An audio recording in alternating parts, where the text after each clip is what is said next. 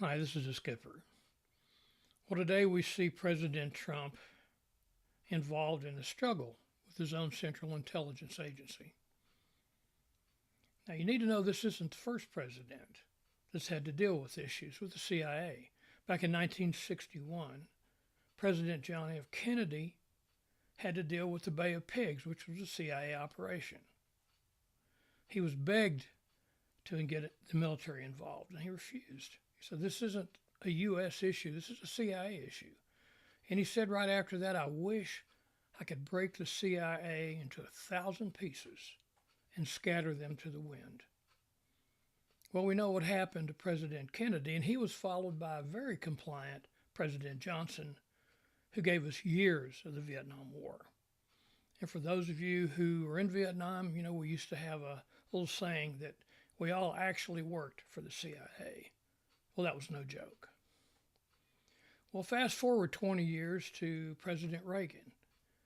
He and Margaret Thatcher of Great Britain said, "I believe we can work with President Gorbachev in Russia and we can end the Cold War." Well, the criminologist at the time for Russia was Robert Gates, and he came out vocally saying there's just no way that can happen. It's dangerous. They can't be trusted. But Reagan and Thatcher were right, and the Cold War was ended. All those years of peace was not good for the CIA. Now go forward almost 40 years, 36 years, to President Trump. And he's saying the same thing that President Reagan said. "I think I can work with Russia. I think I can work with Putin. I think we can find things we have in common to work on and build a relationship from there." And once again, here comes Robert Gates. He's no longer with the CIA anymore.